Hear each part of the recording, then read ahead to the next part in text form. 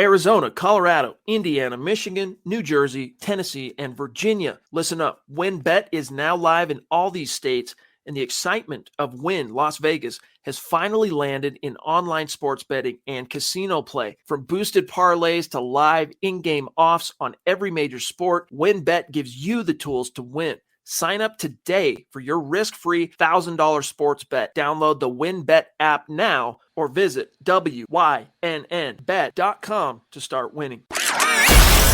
You're listening to the Huddle Up Podcast with Chad Jensen and Zack Kelberman. Join Broncos Country's deep divers at milehighhuddle.com and sound off. And now it's time to drop some knowledge.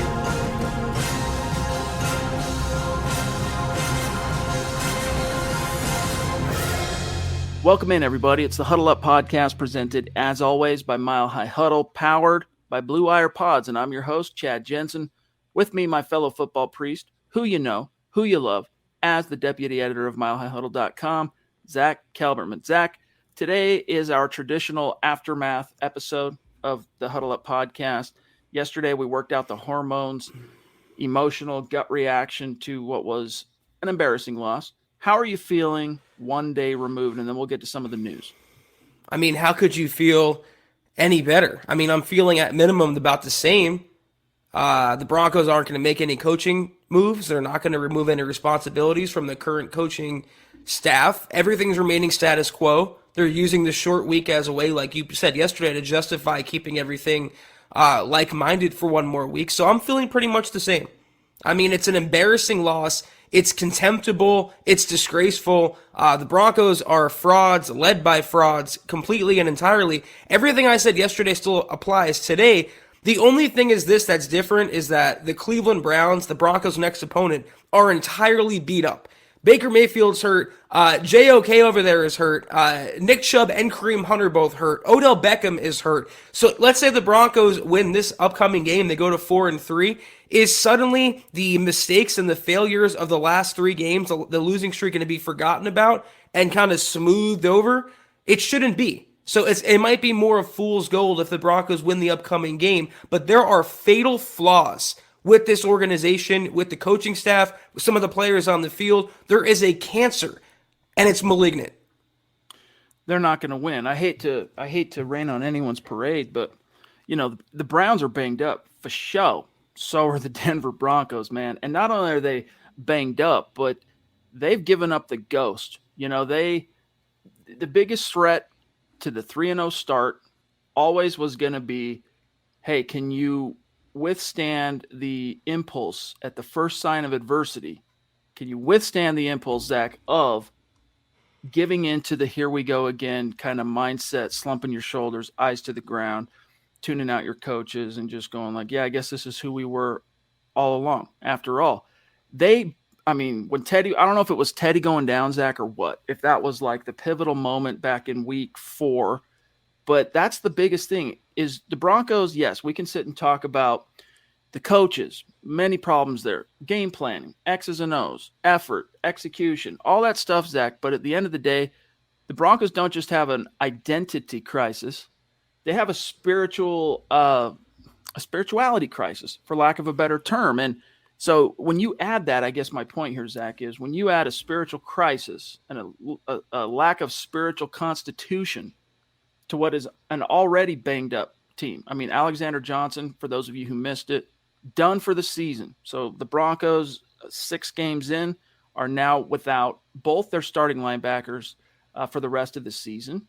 Garrett Bowles, he's 50-50 on whether he's going to be able to play Thursday night, Zach, with what is being called a lower leg.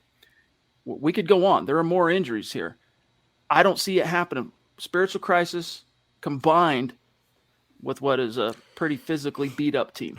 Oh, I mean, God help the Broncos if the NFL found out Fangio's defense and the blueprints out to beat him, because it certainly seems that way. When you face better quarterbacks than Daniel Jones and Zach Wilson, you see what happens. Even Ben Roethlisberger looked like a quarterback reborn. That should never, ever happen.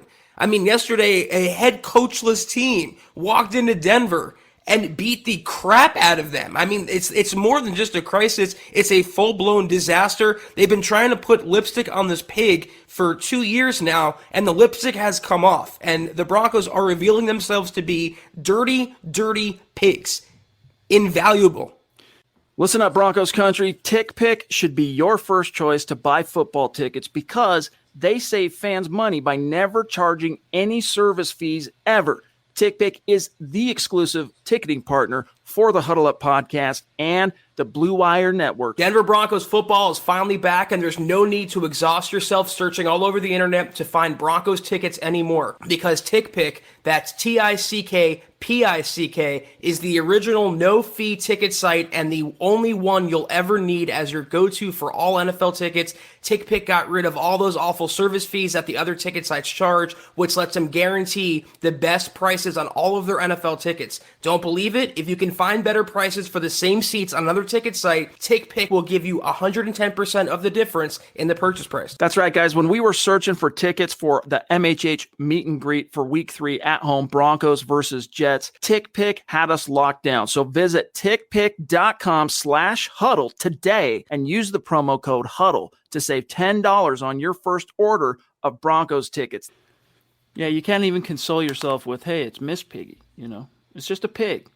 Base Gase, what's going on, brother? Appreciate you. He said, thoughts on the Athletic article stating that Denver might be sellers at the deadline, especially if we lose to Cleveland.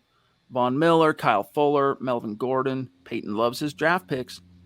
Yeah, that's very interesting. This is a topic that Zach and I are discussing even now, how we're going to cover it at milehighhuddle.com. But for now, Zach, what's your reply to the notion that if Denver drops to the Browns, it's a fire sale? It's, hey, stack those assets where you can right now, because it immediately becomes about hedging for the future. Well, I actually just published an article. I mean, it went live right before we went on here about the Athletics' Mike Sando, the NFL, muck-a-muck over there. He said the Broncos could explore trading Von Miller to get precious capital for a future quarterback deal because they think the Broncos aren't going anywhere without a franchise quarterback. But then Sando asked an NFL evaluator, what's his opinion on that? And the evaluator predicted they're not going to trade anyone that Fangio values. Well, Peyton's not going to care who Fangio values, because Fangio looked like he's about to be fired after this upcoming season. But who do you realistically have to sell besides Von Miller? That's your biggest trade chip. And what is he going to bring in realistically? A second-round pick? I don't see Von drawing a first-rounder, not with his age and his injury history now. So Melvin Gordon for a fifth, that's not going to help you in a quarterback deal. Some of the other players on the roster, they don't have much trade value. So to me, it's Von or nothing. And that he has more value, I think, on the roster than off of it. Yeah, Kyle Fuller, after his demotion and just not playing well, I mean, he was benched in week 6.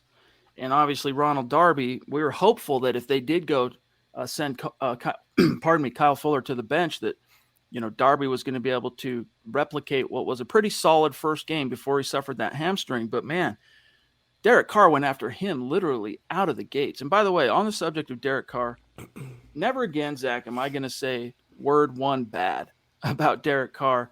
The dude gets a lot of hate. And even at times on this podcast, I wouldn't say we've clowned him, but we've been at times dismissive. When Drew Lock was still pretty fresh out of the box, we were riding off that 4-1 start his rookie year. We would say things like, yeah, an upside maybe, as far as caliber of quarterback, something like a Derek Carr. And Broncos fans would be like, yo, that's not good enough. Well, dude, Derek Carr is good enough. That dude, I'm sorry, man, whether it's he saves his best games for the matchups against the Broncos or what, but that dude is a quality quarterback. Is he an elite guy? Obviously not. But that dude, I don't think Zach gets enough, just desserts for what he does.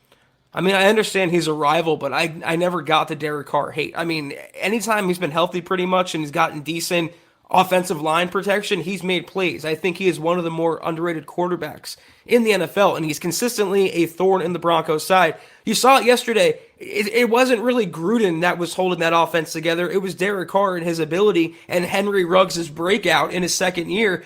It stings much more when Jerry Jeudy's on the shelf and the Raiders, second-year receiver is shining, but it matters to quarterback play. Teddy doesn't have the same arm as Derek Carr. He can do things, Carr, that Teddy just can't. And the offensive game planning and the coordinating and the play calling is also much different. Brandon Harden, a.k.a. Bama Broncos, in the house. Appreciate you. He says, George Payton was forced with this coach start. Payton will pick more 2022 coaching staff. All right. Yes, the belief is, and I don't think you need to really feel like you're subscribing to a conspiracy theory here. The belief was Vic Fangio was foisted upon a first-year GM, George Payton. Zach, fresh in the emotional aftermath of last night's ugly, ugly loss, it felt like how could the Broncos do anything but fire some coaches? But I think fans woke up this morning and they realized, hey, look, the Broncos, George Payton, even though he probably sees the writing on the wall that, hey, better start going through my head coach resumes here. I don't think you're going to see Vic Fangio summarily dismissed anytime before the bye week, which is week 11. But the point remains, though, that you really can't saddle a first-time rookie general manager with an incumbent lame duck head coach. It's one thing if Fangio had security beyond 2021, but he was always coaching for his professional future in Denver this season. So I hope they learn that lesson. I'm with you. I don't think they fire him unless things really spiral, because they don't have a head coach in waiting, truly. I think Payton is the patient type. He plays the long game, and I think he'll wait it out until after the season, and then hopefully clean house. Let's grab this super chat from Tony D.A. Dub. It's great to see you, bro. Thank you for the support. He says, yes, coaching is horrible, but can we call out both the offensive and defensive lines? Both seem small and have been getting manhandled. I say this because I sat in the end zone, first row, and both lines looked small compared to the Raiders and Ravens offensive or lines. So not just playing small, right? He means like they seem undersized, Zach. I don't know about that. I don't know this. I don't think this is akin to like the, 02 through 2008 Broncos offensive line where you had literal starting guards checking in at like 275 pounds like Ben Hamilton. But I'll say they're playing small, both sides, Zach. And I don't know, Mike Purcell, he tips the scales somewhere, I want to say around 330 off the top of my head. Shelby Harris as a 5 tech, he's pushing right around. He's like 290 something probably. And then Draymond, he is a little bit small, Zach, in terms of, what a traditional 3-4 defensive end would be. But I don't think that's the problem here. I think the problem is just simply X's and O's and the coach and the players' hearts being somewhat disconnected from what the coaches are trying to do. Like we talk about in football or in any team sport, Zach, how you got to be bought into the program, right? Like, and that's not just sports, man. That's like any profession. If you're working your way up the ladder or you're a leader and you're trying to rally the troops or whatever, it's important. It's of the utmost importance that everyone is bought in on whatever that objective, whatever that goal is, whatever your core philosophy or mission statement might be. Zach, it's pretty clear to me that the Broncos no longer are 100% bought in on Vic Fangio. And I think a lot of them, whether it's their specific position coaches or their respective coordinators, they are having some serious doubts about whether these are the right coaching horses to make the most of what the talent is. If it was just one player underperforming, it was just Reisner, let's say, and Shelby Harris, let's say, you can argue that it's the player. But when every single player on the roster is either underperforming or not meeting expectations, that falls on the coaching. I don't want to say too much about the physical size of them being small, but they are playing smaller and they're playing under their potential. The only one, break it down. Who's standing out on the O-line right now, Chet? Really name one mainstay. You can't do it. Garrett Bowles was that last year. He's kind of regressing. Dalton Reisner is still pretty bad. Cushenberry, if Cushenberry is the one consistent mainstay, if he's your top performer after he got dragged last year, then you know how bad the entire unit is playing. Look at the defensive line. Who's standing out there? Certainly not Shelby. He kind of checked out after getting paid. Mike Purcell, he makes some plays in run defense, but Draymond Jones is the only one getting pressure, not the sacks, but pressure. So it's the entire team. It's almost every player is not doing what they're supposed to be doing, and not achieving the stats they're supposed to be achieving. That's, once again, I hate to keep saying the word, but that's what it comes back to, is coaching. Real quick, let's do an update here before we thank Travis and grab his comment here. In case you missed it, last night was very hot and heavy. I mean, it might have been a record night just in terms of peak. Well, maybe not in peak viewers. We were consistently at 1,000 live viewers entire night following Broncos Raiders, and it's really, really cool to see. And it was just an overwhelming outpouring of support from our community, both on Stars, on Super Chat. We're going to go over the new Super Chat rankings here in just a minute, but let me update in case you missed it, where we're at on this month's Stars goal. All right. For those of you that are new to the show, and there are a lot of you each and every day, we are trying to get to 250,000 stars on Facebook. When we reach the goal, we're going to raffle off a Pat Surtain jersey. And the only people who are in the running for that raffle are the people who contributed, the supporters who contributed to that goal. As you can see, we are 46% of the way to our goal, and we are now past the 50% mark of the month. So we got some ground to make up if we're going to hit, but let's look at who's in the running to have the most tickets in the hat for that drawing when we get there. Randy Jones at the very top, followed by Josh Hoyle, Michael Ronquillo, Mama Muti, Lawrence Rivera, Shane Daniels, Travis Weber, Pete Middleton, Andrew Lampy, and Gary Leeds Palmer round out the top 10. So that just gives you an idea of where things stand. And I'll update YouTube. But first, let me just grab Travis Tarbox. Thank you, buddy, for the stars. He says, I said this last week, Priest. This coaching staff has to go. Regardless, I'm Denver Broncos for life. No fight in this team.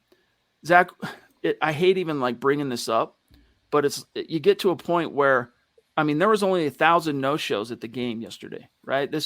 We know about how the Broncos have sold out every game dating back 30 plus years now.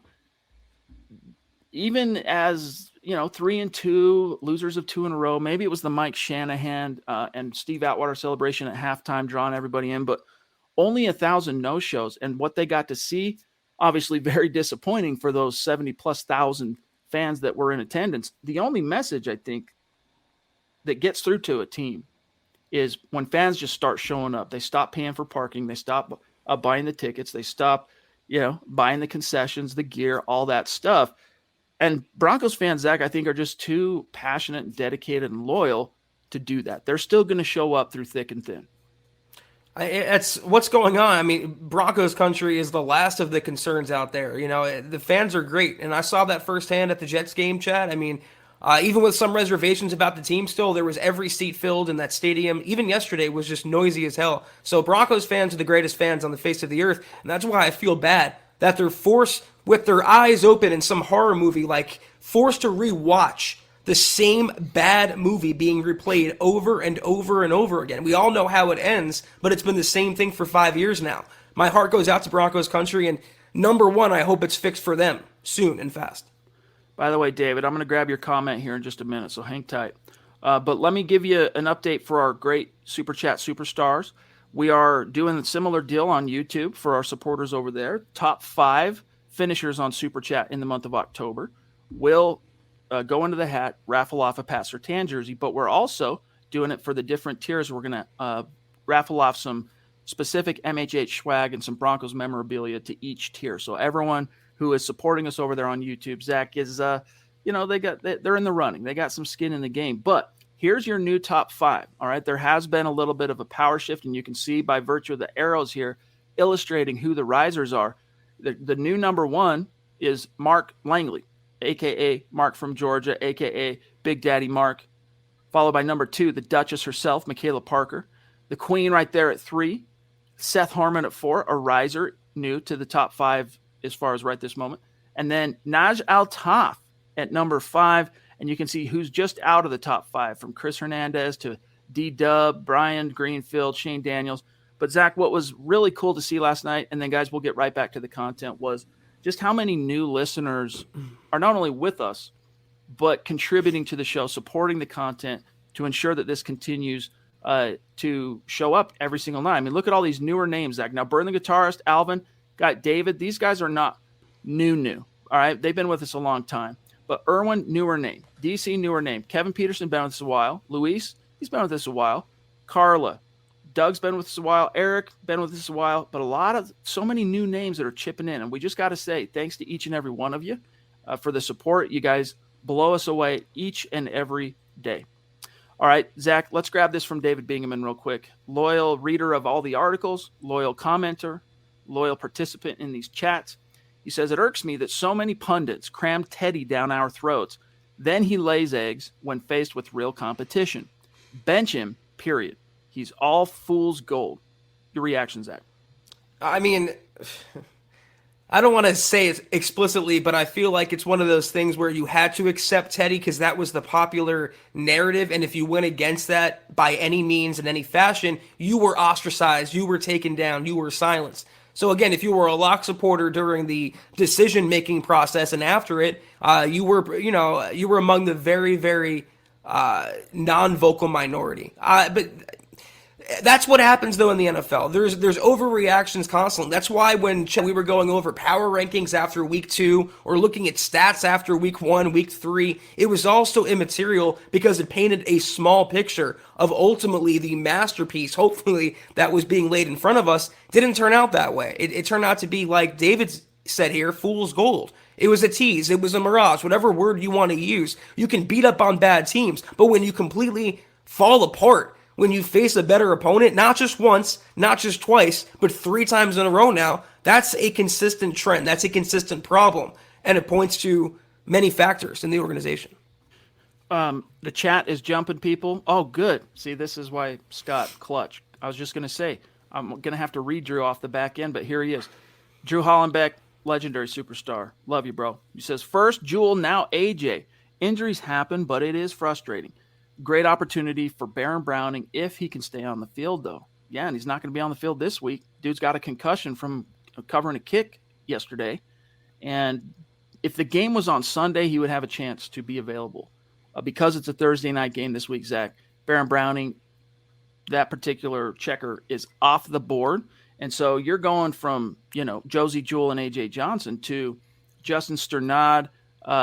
Micah Kaiser is probably who's going to start next to him. Barrington Wade. I'm trying to remember the other dude's name. Curtis Robinson. Thank you. Curtis Robinson.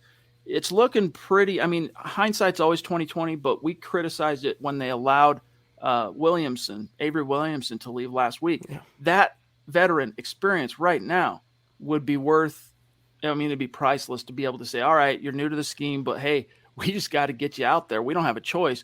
And you've got a guy who's whatever he was, 8-year veteran, I think.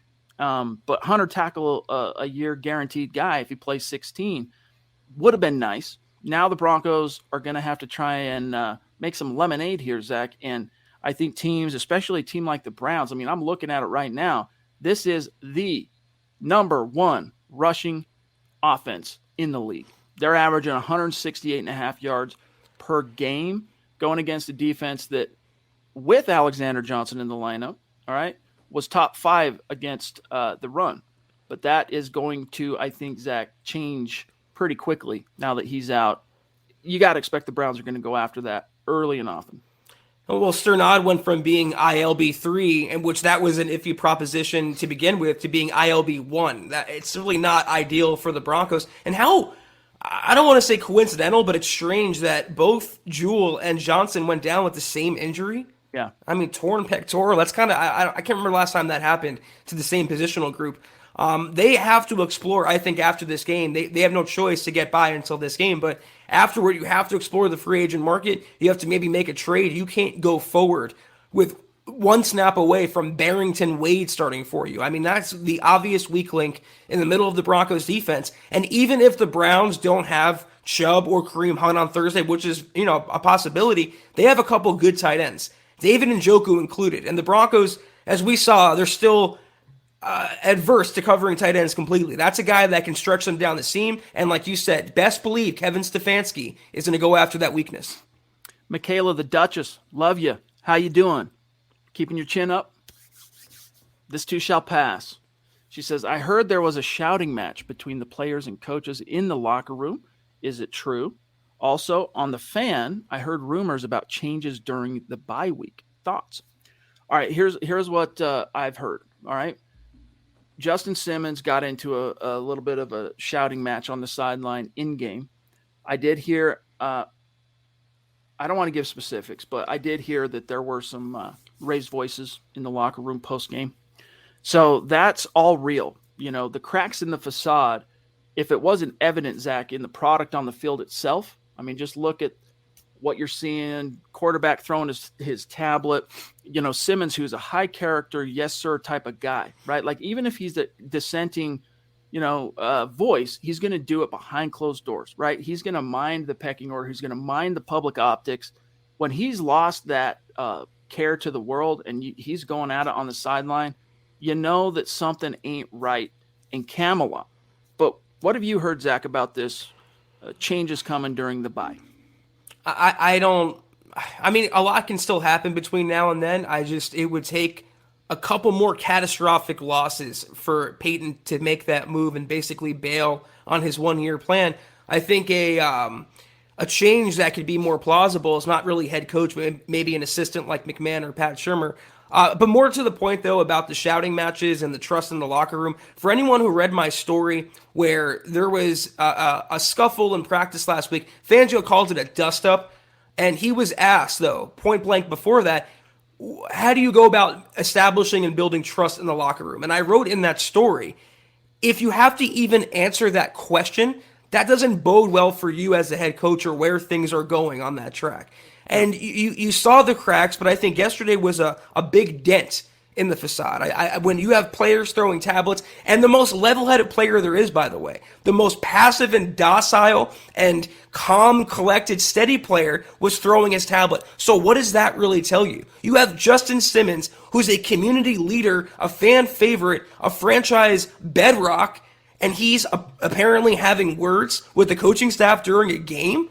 Mm-hmm. It's all leading to one thing. And I don't blame the players for quitting on the coaches if they did so yesterday. But in that walk-in touchdown, I saw arm tackles. I saw Ole, go forth. We don't care. No resistance. That is when the team has given up on the coaching, but it might have preceded yesterday's game. You saw the breadcrumbs leading to it. Here's the thing. Apathy is worse than anger. You can argue this, right? It's not the worst thing to see a guy on the sideline pissed off, angry, screaming, hollering, because it shows what? It shows that he cares, right? It shows when someone raises their voice. I had a mentor tell me one time that when people raise their voice to you, what they're actually saying is take me seriously. And, that doesn't necessarily apply in every single case, but what you want to guard against if you're Vic Fangio is the apathy. Players literally saying, I don't care anymore. And he said today that he thinks that everyone's still what was the exact verbiage he used? I think we got a high care team or something like that. I'll find it because it was kind of a curious remark here. But let's grab Phoenix. Appreciate you, Phoenix. Another newer name that we don't recognize. So welcome. Thank you. Connect on Twitter. It says Axe Shurmur. I'm not going to say it. Make Shula the OC. Donatel DC. Let's 7 save Denver again. Head coach is the manager and motivator, like Kendall Hinton. No harm to the reputation if bad. Lean on the OC and DC. 7, talking John Elway, would bring accountability and fire. Get the new head coach whiz in the offseason. Hashtag shake it up. Yeah, dude. I mean, that's what it's angling toward. But something tells me, Zach, Vic Fangio, when the ship goes down, he's going down with it. Like, I don't think, unless George Payton himself steps in and forces the hand, I don't think Fangio's going to fire anybody. The ship's going to sink, and he's going to go down with it along with this entire crew. I mean, that question had everything. It had boobs, it had Elway, it had firings, and that question took me on a journey, Chad. Yeah, I mean, I don't see Elway returning. I don't see him stepping back in. I think he's actually stepping out. He's had one foot out the door, I think, for quite a while now. And it's going to be up to Peyton. It's his baby. He has full autonomy to do what he wants. I just think he's going to play the long game and let Fangio dig his own grave. If you fire Fangio at the bye week, let's say, you're still going to wonder maybe what could have been if they're still kind of vaguely in contention. But if you let this season play out and they finish a below 500 record, non-playoff record, then Fangio far and away dug his own grave, and you have plausible deniability to fire him. Real quick, Michaela, the changes that I've heard are being bandied about, before I forget this, is if Vic Fangio swallows his pride and sits Teddy down, that's when it would be. Josh Hoyle, thank you for the stars, bro. Throwing down 1,500 stars, helping us get to goal, supporting the content, keeping the lights on here at MHH Central. Appreciate you, bro. Says a banged-up Browns team is still going to beat a badly coached Denver team, and then we definitely need some change. If there is no change until the end of the year, they are definitely throwing the season for a good draft pick.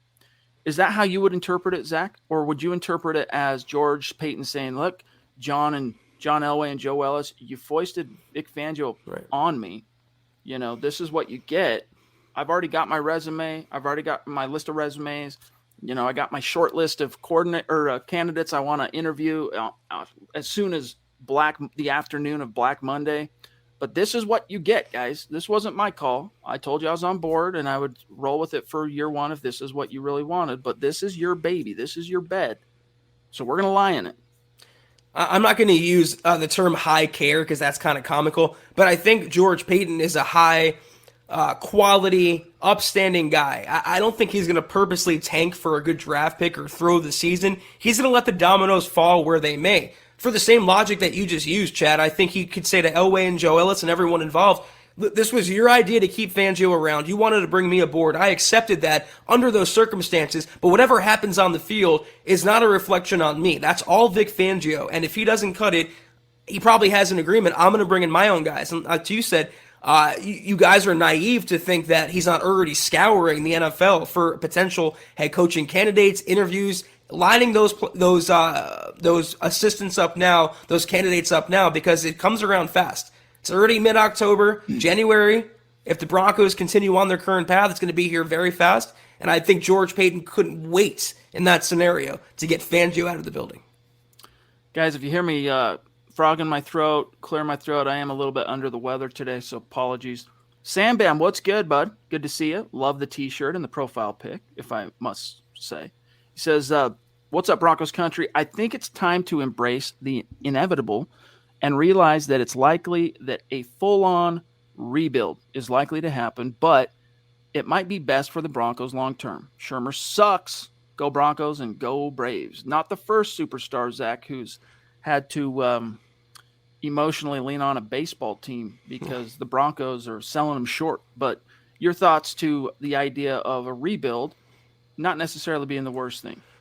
I mean, it's funny that you say that, Sam Bam. In my article that I wrote about Von Miller, I called it an impending rebuild. And I agree with you, though, the word you used, which is inevitable, because that's what it is. They've been putting it off and putting it off and putting it off for the longest time now. They kind of tried to do it in 2019 when they drafted a young quarterback instead of placing a Band-Aid and holdover at the position, but then they went right back to their old ways and bringing in Teddy Bridgewater, retaining Fangio, retaining Pat Shermer. It's time to go out with the old and bring in the new age, the young minds, the innovative minds. If that means kind of being a roller coaster for 1 year while things settle down, so be it. I would think George Payton would sacrifice 1 year to get 5 years of a winning product. And I think Broncos country should be on board with that.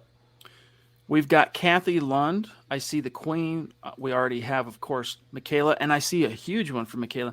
We've got the ladies of the MHH community showing out in force, flexing. Love you. Appreciate you, gals. Kathy says, been a Bronco fan since I was in diapers. Never been more disillusioned. The injuries plus the poor coaching and lack of leadership is just gross. Please tell me I'm wrong. Zach, I mean, how can you? It's a nearly unprecedented period of dwelling in the doldrums for this franchise. I mean, you can go back to the 60s when this team was still, in the AFL and sucking it up as a pretty fresh out of the box new organization. But like for most Broncos fans, watching the games and rooting along today, they weren't either alive or they were too young to remember those days, or the games weren't televised. It's not fresh in the mind. So this is definitely, for the vast majority, the vast swath of Broncos country, these are the darkest days. So no, Kathy, I do not say you're wrong for feeling as disillusioned and the most disillusioned that you've ever been. I think the last 5 years could be categorized as the darkest days, but these are the darkest hours, you can make the case, in the darkest days of recent Broncos history, or maybe even overall Broncos history, when you're comparing Vic Fangio in the same breath as the worst head coaches in Broncos history, Josh McDaniels, Vance Joseph, the worst times in Broncos history. That gives you a barometer as to where we're at. And I think more of the disillusion comes, especially from this year, because the Broncos roster is so loaded when you think about it, with young players, with veteran star talent across the board. They got a quarterback that brought temporary excitement to Broncos country, and they started 3-0. And you had the feeling in the back of your mind, even though the PTSD was setting in, kind of. You had the thought that maybe it's different this year. Maybe they're going to turn it around. Maybe they're going to get back to relevancy and get back to the postseason where they belong. But they came crashing back down to earth. And it's, again, a realization of where the Broncos are. If you have a map of the Broncos franchise, it dropped a pin right there. And it's not where the Broncos want to be, nor the fan base. It's because in the pivotal moments, they continue to make bad decisions, right? Their motivations for the decisions, like, listen, Teddy, really impressive those first 3 games, but we're seeing basically the guy who we thought he was these last 3 games. And, that was a decision that was made strictly in the interest of ass covering, saving jobs, Vic Fangio. And Drew Lock, for all we know, he'd have the team at 0-6. I'm not necessarily saying Drew, hey, if they would have just ran with Drew, the Broncos would be 6-0. That's not what I'm saying. But when you sell out for the short term, when you don't have the big picture in mind per se, the wheel of karma is going to crush you, dude. Whether you're an individual or you're a team or you're a collective. And that's what's happening right now. The wheel of karma is crushing the Denver Broncos. The Queen jumping in. Love you, Christy. Hope you're doing well. She says so many factors to discuss, so many options to ponder. Thank you, my guys, for bringing us the content we all desire. Heads up, Broncos country. Thank you so much, Christy. Appreciate you being here every single night. And being the beacon of hope for Broncos country. I mean, if you guys want to be optimistic and see your glasses half full, there's still a lot of season left to go. And maybe at some point the light bulb will flip on. But I don't blame any Broncos fan right now that's down in the dumps and really reflecting on what's gone wrong after 3-0. 3-0 feels like 3 lifetimes ago, Chad. Yes, it does, man. It does. And, I hate bringing up Patrick Mahomes, right, especially in low moments like this. But what he said after his big win on Sunday was that losing, he got from 2-3 to 3-3. Losing is the worst feeling in the world, which it is, man. And I don't care if you're doing it on a professional level, if it's, watching your kids play, if it's at a job, if it's at school, whatever, man. When you lose, it is, I'll say, one of the worst feelings in the world, no doubt. And that's what Broncos country's feeling right now. The Dutch is jumping in with blowing all my hair off. Look, I had long flowing locks and it just got blown off. Look at this. Love you. She says, hashtag wants her spot back. Hashtag hyper competitive. Hey, you're the bomb. You are the bomb. And she even came out. She couldn't stay for the game, Zach, but she came out to the meet and greet, hung out with us for a good long while. We kept her probably a little longer than she initially anticipated. But Michaela, MHH Hall of Famer. Thank you so much, Michaela. As always, thank you. Kayaka, also Hall of Famer, who we got to kick it with. Appreciate the super chat, bro. He says, I'm more pissed and disappointed today than I was yesterday. So that's like the topic off at the top of the show, Zach. Here's how we felt yesterday. How are you feeling today? He's more pissed and disappointed than he was yesterday. And he says, changes with the staff must occur come next Monday. Won't happen on a short week, unfortunately. Yeah, that was the thing, you want to talk about despair. That feeling is and helplessness. Heads needed to roll. Changes needed to come. But we knew, even as we were saying it last night, it's not going to happen this week. Even if it happens before the bye, it sure as heck ain't going to happen this week because the Broncos have that short turnaround. I just kind of feel like, though, unless you fire Vic Fangio and kind of chop the snake off the head off the snake here, how much can really change with the Broncos as they're currently constructed with Teddy Bridgewater at quarterback? They might make a superficial change like getting rid of McMahon or another assistant, but I just think when you have the mentality like you show in practice, even Justin Simmons remarked on that we have to have more intensity in practice. And I don't want to go back to the VJ days where they celebrate that, but it's just another indication that it's not where it should be. And then you have the head coach on the sideline who's literally folding his arms 90% of the time, even when he should be angry. Rich Bisaccia looked like a 10-year veteran that was holding it down, the head coach, compared to Vic Fangio, who was wasting challenge flags. So I think until that changes, ultimately nothing really will change in Denver. You look like the smartest guy in the stadium. Shane, appreciate the stars, bro. He says, if we lose this next game against the banged-up Browns, we need a culture change in coaching. I would then like to see what we've got in Locke. See if our coaches screwed up the quarterback decisions. Yeah, I think, as we kind of theorized last night, immediately after the game, that it's hard to see Vic Fangio swallowing his pride at any point with a healthy Teddy, relatively speaking, and going to Drew. Like, the feeling is, goodness gracious. That's why she's the queen, Chad. The feeling is, let me just finish this thought for Shane here. Man, that just blows my mind. But the feeling is, if the only way Locke sees the field again is Teddy's hurt or Vic's gone. Now maybe we're wrong on that. Maybe Vic is a bigger man in terms of like, hey, he can see that the team needs some kind of a change, some kind of a spark, and he makes that change. But Zach, if that happens organically, I don't think it's going to happen until the bye. And I don't think we see Locke unless Fangio gets fired, because that would be, I said this yesterday, but that would be the ultimate admission, and he would have egg on his face that he could never scrape off if he came groveling back, hat in hand, to the young quarterback that he benched in favor of the journeyman.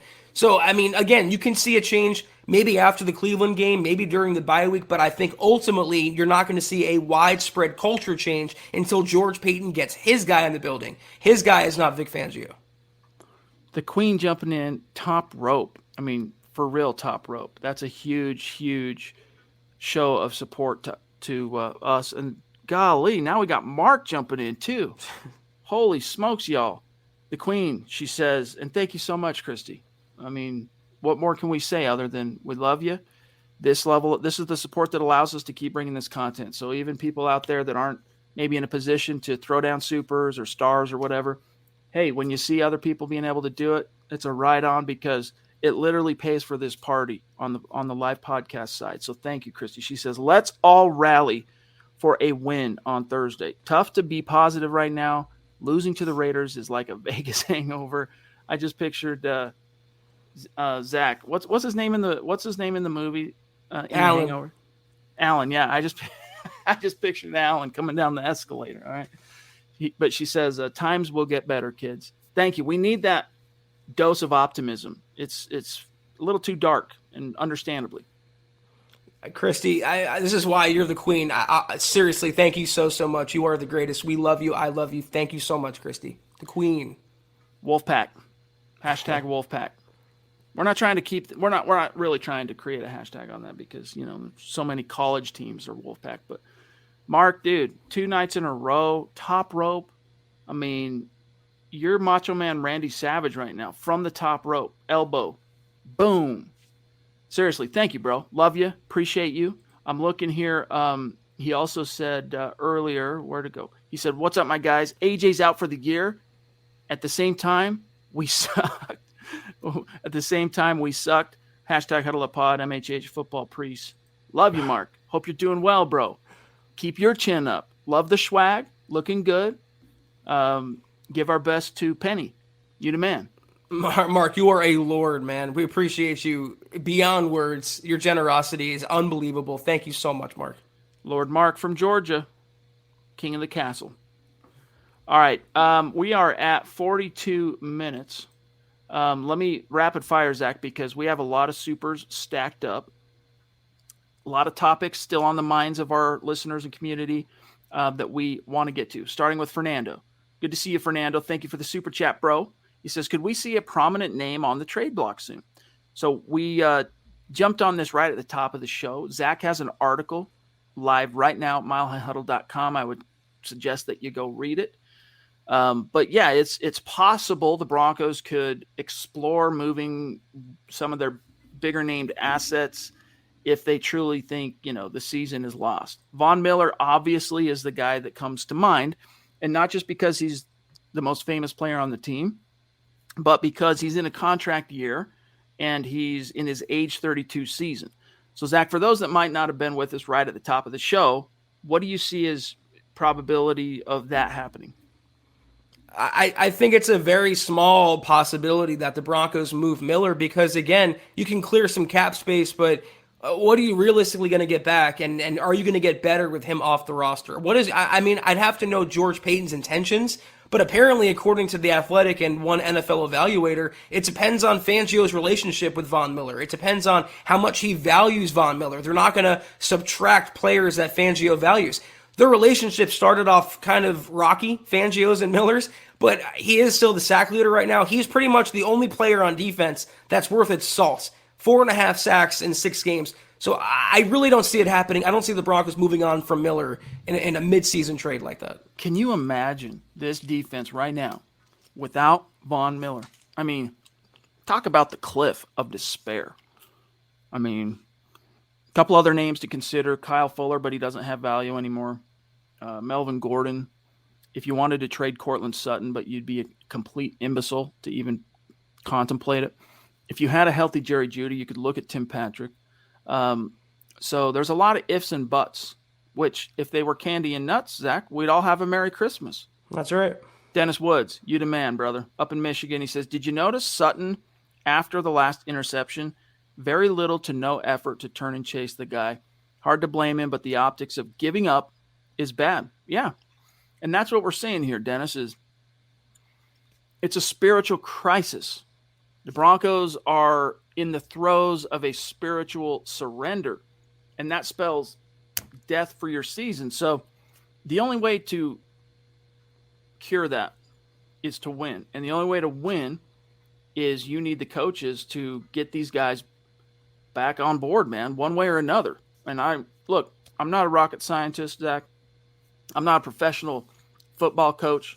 But as a leader and as a person that's managed people most of my adult life, I can tell you that, when times like this get tough, you as a leader, you have to go to the well, and sometimes you really have to dig deep and get creative and innovative and figure out how to reach your people.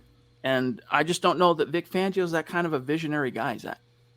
I don't even think he's a defensive visionary, let alone a head coaching visionary. I don't think his defense is all that good. I think he's a little overrated as a play caller, as a schemer, and I think the NFL passed him by. And the same exact thing is going to apply to Pat Shurmur. So it's just really not a good pairing when you're not innovative on any level of your coaching staff. And in fact, your coaching is your biggest detriment right now. It's losing you games, literally. Naj, now this one cuts off, so I'm going to read it from the back end. Good to see you, bro. Thank you for that very, very top rope, generous super chat, bro. He says, I got to find it on there he is. Hey, brothers, this one hurt bad. I'm still feeling it. Saw Fangio again call out players today, namely Simmons. The defensive line is one of the worst in the league at creating pressure. And what's going on with the O-line? Is Shurmur gone come Friday? I really don't think so. I think, Zach, even if the Broncos suck it up again offensively, best predictor of future behavior is past behavior. And while that's not an absolute, things do change. People can change. Situations can shift and evolve. Is there any reason to believe suddenly this offense is going to show up in Cleveland and look even anything remotely similar to what it was week 1, week 2, or week 3? I just don't see it happening, man. After all, this was a team that finished plus 500 last year. So, that guarantees Broncos, going to play down. Why should we believe it's going to change? Asking the Broncos rhetorically, give us one reason why we should believe it's going to be anything different on Thursday. And the Cleveland defense, It's scary if Max Crosby can do that to the Broncos offensive line and the tackles. What is Jadeveon Clowney and freaking Myles Garrett going to do to the Broncos offensive line? That's a scary thought. They might catch a break with JOK being out, but that Cleveland defense on every level is a threat to what the Broncos are doing right now. And we would have more confidence in that if you had a schemer that can minimize the potent Cleveland defensive weapons, but you don't have that. Confidence is at an all-time low. The trust, I think, in the players and the coaching staff, that relationship hit rock bottom. It's a short week. They're on the road in a primetime game. They never really play well in primetime. It has all the makings of a disaster, truthfully. Yep. Randy, hey, buddy, thank you for the stars. 2,500 stars. By the way, I looked into it. It was my fault. The hat miscue. That was my fault. See, what Randy got a hat for his contributions last month, came up short in the random drawing for the jersey. But for a few of those guys, we sent out some swag. And when I asked him, he said, yeah, give me the dad hat. He wanted the MHH dad hat, Zach. And then amongst all my hustle and bustle of sending stuff out, I botched that. I sent him the very hat you're wearing now, and he pointed that out. So I'll just tell you this, Randy. I'll make it up to you. Trust on that, okay? He says, it would be painful to the fans to keep the coaches all year. George Paton will clean house at the end of the season. Vic and Pat are gone after Cleveland. I don't know, man. I don't see it, dude. I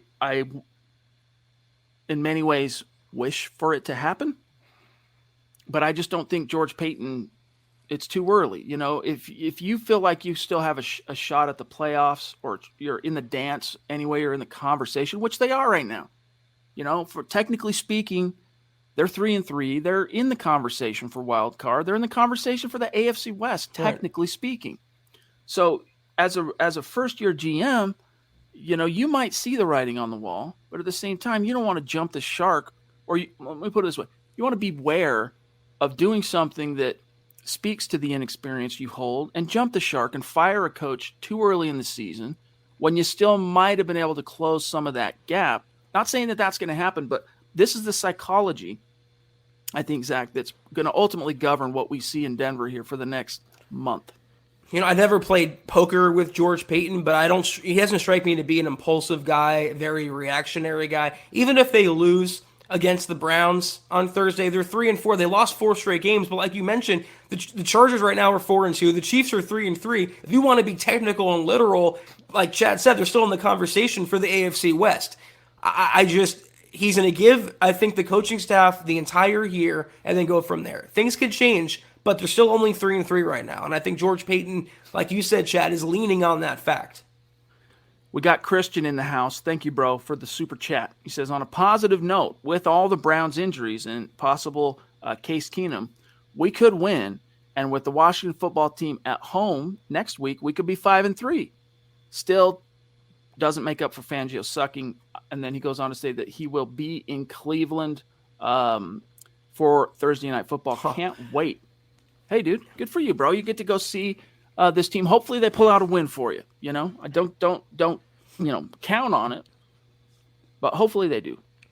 If Case Keenum draws the start and he beats the Broncos, I think that alone should be enough for Paton to get rid of everyone and clean house, because that would be the ultimate embarrassment on a primetime stage, no less. I do think Baker will play, and considering the glut of Browns injuries, I think the Broncos will have a chance, but it's not going to be easy by any means. They can easily fall to 3-4 after this week. Mark, bro, I mean, you just continue to blow our minds. I told Mark, Zach, and his wife that, hey, because they couldn't make it to the meet and greet this year. And we had multiple people from all over the world, man. I mean, dozens of people from all over the country, different parts of the world, descending on Denver for the MHH meet and greet to come say hi. And, you know, even like Ron Dub traveled from Georgia to come hang out. Mark couldn't make it work, things like that. I told him, hey, dude, next year, you and Penny hopping on a plane, you're going to be at the meet and greet on us.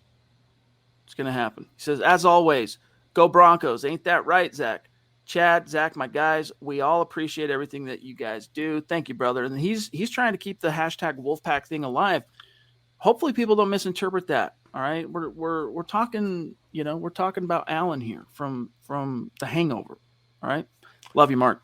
Yeah, I don't want to be Doug. The Wolfpack's okay with me as long as I'm not Doug. I would be cool with being this Doug, though. Doug Reichel. Now, this is a quality cat. You demand. He says, would you draft would you draft to upgrade the offensive line and the defensive line and begin there? Yeah, I mean, yes. But first things first, I still think even if Drew doesn't get to play again this year, I still think that's untapped potential that is going to ultimately go to waste. And it will go to waste because when the house gets cleaned, all right, and the floors are scrubbed and all that, that new coach and the GM are going to want their own guy that they handpicked. That guy's probably going to come from next year's NFL draft, Zach. So that's the focus. But yes, you need to continually keep adding wood to the fire. These horses aren't getting it done. The Graham Glasgow signing is blowing up in Denver's face. When he's on the field, he's not giving you anything other than replaceable level play, and he's an $11 million a year guy. Dalton Reisner, who we admire and respect in many ways, just ain't cutting the mustard, man, and he continues to show signs of regression. Garrett Bowles is looking like last year was the quintessential, contract year flash in the pan. Thank you for the money. Back to business as usual. Lloyd Cushenberry might still be able to be something like, he's gone up, he's gone down. He's gone up, he's gone down. Like, he wasn't the main problem yesterday, I'll tell you that, right? And then the right tackle, that needs to be solved. Bobby Massey playing at a replacement level so far this year. But you've got Quinn Miners and you've got Netani Muti, both of whom have some upside. So the biggest concern here, Zach, is, yeah, but you've got Mike Munchak. If Mike Munchak can't cut the mustard, who's gonna? Like, what the heck is going on here? Well, is the reverence around Mike Munchak still what it was, at the second half of last year when Garrett Bowles seemed to turn a corner? Because now Garrett Bowles is falling apart. Dalton Reisman fell apart after 2019. Glasgow, you mentioned. Massey's now kind of falling apart and showing why Chicago got rid of him. I disagree with the defensive line because you paid Shelby Harris, you paid Mike Purcell, and Draymond Jones is going to be your star of the future. You're going to have to pay him. So you have 3 stars already established in place. I wouldn't put a premium there, but I would put a premium on the O-line, especially at right tackle. It's like quarterback for them. You can't keep substituting veteran players and one-year holdovers. You have to do it right and draft your tackle of the future. The Juwan Jameses and the Bobby Masseys and the Flemings and the Stevensons and the Menelik Watsons. Enough of that. Draft the right tackle of the future, preferably as high as you can, but not as high as the quarterback that Peyton's going to procure in next April. Excellent word selection. Procure. Stu Meat jumping in with a super sticker. The hippo, the acid hippo, he's on his back because he is REKT. He's wrecked. Stuart, appreciate you. Or Stu Meat, appreciate you, bro. It's all the acid. Thank you very much. All right, at 55 minutes, Zach, Michaela says, Mark is the MHH king. Yeah, he's king of the castle. Absolutely. King Mark. We love King Mark. Zach, we got to seriously do rapid fire here, okay? Because we don't leave anyone out in the cold. So here's Nathan. He says, and thank you for the super chat, Nathan. Good evening, everyone. What has been more disappointing, Elway's quarterback picks or the coaching hires? Zach? I've said this before. I think the biggest mistake of the Elway tenure wasn't necessarily the quarterbacks. It was the coaches that were hired to coach the quarterbacks. Yep. The biggest mistake Elway made when he pivoted away from the Kubiak era, when you have a chance to hire Kyle Shanahan and you go with Vance Joseph over him, I mean, that's the biggest mistake right there. Then you double down after that and you hire an older defensive mind in Vic Fangio. If you would have hired a younger, brighter mind, a younger offensive-minded guy, you would have gotten better play from your quarterbacks and your offense. That could have covered for a lot of it. So yeah, far and away, the coaching hires have been more disappointing and more impactful. And frankly, none of the candidates that the Broncos interviewed in that cycle were very interesting. I mean, Brian Flores, yeah, he's a Belichick disciple, not an offensive guru. Zach Taylor, I mean, he was a quarterback's coach for Sean McVay. Maybe he turns out to be something, but I take him over Fangio right now. I know that. Maybe. But there were a lot of other candidates out there that the Broncos just decided not to bring in, or maybe we're told we're not interested. Who knows? But all right, here we go. Isaiah 11:27, you demand. He says, death by inches, more like death by coaches. I was in a funk all day, and then knowing that we've got to see this again on a short week, Stay up, Broncos country. I feel your pain, brother. I really do. And then he says, with Johnson and Jewell done, what's next? I think you'll Pain. see. Yeah, get the Tylenol ready. All right. I think on a short week, I'd be surprised if you see him make too many, or that whatever they see as the permanent solution for the short term. Anyway, I should say a short term solution like signing somebody or trading for somebody. I don't think that comes till after this game. So this week you're going to see Micah Kaiser and Justin Sternad. That's what comes next, at least for week 7, Zach. I mean, did anyone think that would be the starting inside linebacker combo less than halfway into the season? That's a big problem area for the Broncos defense. Yeah, but being on the short week, they're pretty much stuck right now. Even if you pick up someone tomorrow morning, he's not going to learn the playbook in time to contribute to the Broncos on Thursday. So they're pretty much stuck with either Curtis Robinson or Barrington Wade. Something called those things being one snap away from starting in the middle of the Broncos defense. Something called those things. This is where we are. All right, here's what I'm going to do. I found a solution, Zach. Joshua Johnson, thank you, bro. He says if Fangio's tenure in Denver, tenure in Denver, he has only beaten 3 teams with a winning record to end the year. 44.7% of our offense comes in the fourth quarter of the last 3 weeks. Yeah, they call that garbage time, JJ. They call that garbage time, my brother. And that's how you know that, something's rotten up in the press box, or not the press box, but up in the booth, all right, up in the sky where Pat Shurmur's hanging his hat. Time to shift that. Give Mike Shula a chance. This is why, Zach, it's like, come on, Vic. I get it. You really pushed for Pat Shurmur. You fired Rich Scangarello in order to land Pat, but it didn't work. And your team is suffering. And you have a guy who is just as, if not more so, accomplished as an NFL play caller on the staff that could step in and knows the playbook, has called plays out of this playbook in Mike Shula. Muhammad, by the way, bro, we love you too. Appreciate that super chat. But Zach, that's what's so frustrating. There's options on this very coaching staff. And even if you didn't want to go to Mike Shula, Mike Munchak, all right? I would much rather Mike Shula, but Mike Munchak. And I do have to give credit to Fangio for one thing. He kind of, I would say, called out Shurmur. He called the Broncos, in other words, garbage time, hollow yards, and they're not good enough. And I think that was the least that Fangio can say, but that's basically what it is. And that's why things are inflated, and you have to watch the games to get the full context completely. JJ, fist bump right back at you, my friend. Really appreciate that. All right, we're about out of time here, so we got a really rapid fire. We grabbed Dennis. We grabbed Naj. Mark. Brandon again. Brandon says, do you think that the Broncos will look at linebackers in free agency? Who is worth bringing in for linebacker or outside linebacker? Zach, maybe that's something, since we don't have time to really pull up like Spot Track and go through all the different free agent options right now. Maybe we should put that. We can tell the Broncos for Breakfast guys to crush that topic in the morning on Tuesday because we're about out of time, but there's no one off the top of my head chilling out there. But I haven't looked at it yet. Well, outside linebacker, I think Whitney Merciless was just cut today. So that could be an option if Fangio wants to go the veteran route.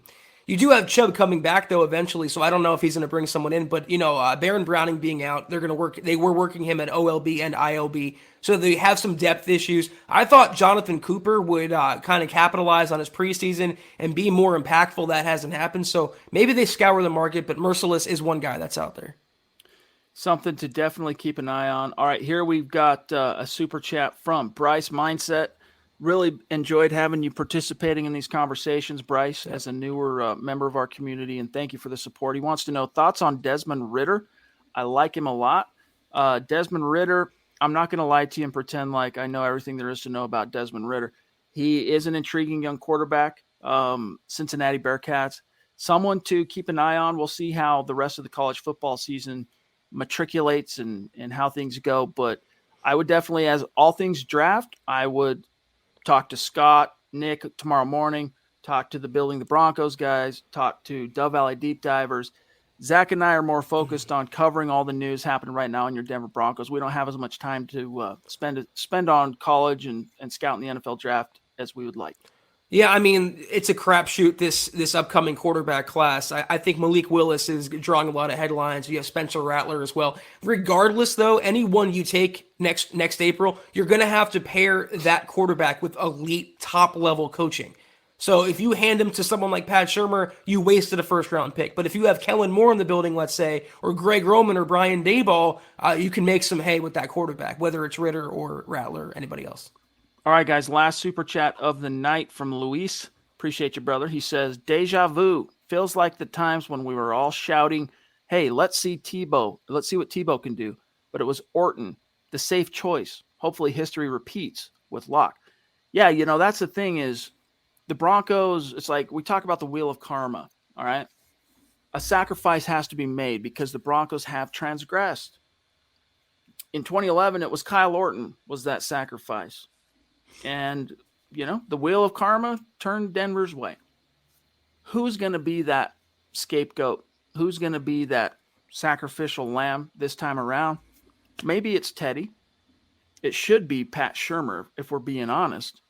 But I think it's only a short matter of time, Zach, before Broncos fans who are pining to see what might still be there for Drew get their wish. I mean, some of us are hoping that we can see Locke given an opportunity one more time just to, for S's and giggles if Teddy Bridgewater is not cutting it.